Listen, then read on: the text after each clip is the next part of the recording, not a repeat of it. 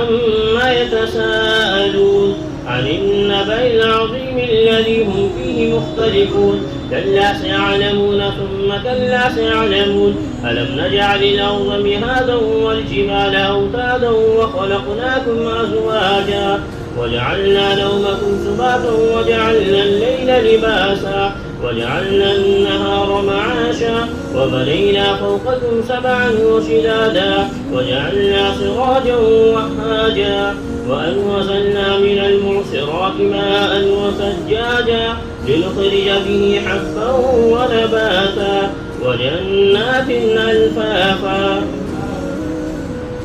إن يوم الفصل كان ميقاتا يوم ينفخ في الصور فتأتون أفواجا وفتحت السماء فكانت أبوابا وسيرت الجبال فكانت سرابا إن جهنم كانت مرصادا للطاغين مآبا لابثين فيها أحقابا لا يذوقون فيها بردا ولا شرابا إلا حميما وغساقا جزاء وفاقا إنهم كانوا لا يرجون حسابا وكذبوا بآياتنا كذابا وكل شيء أحصيناه كتابا فذوقوا فلن نزيدكم إلا عذابا إن للمتقين مفازا حدائق وأعنابا وكواعب ترابا وكأسا ودهاقا لا يسمعون فيها لغوا ولا كذابا جزاء من ربك عطاء حسابا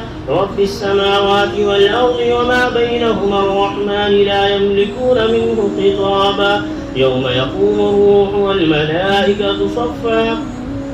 لا يتكلمون إلا من أذن له الرحمن وقال صوابا ذلك اليوم الحق فمن شاء اتخذ إلى ربه مآبا إنا أنذرناكم عذابا قريبا يوم ينظر المرء ما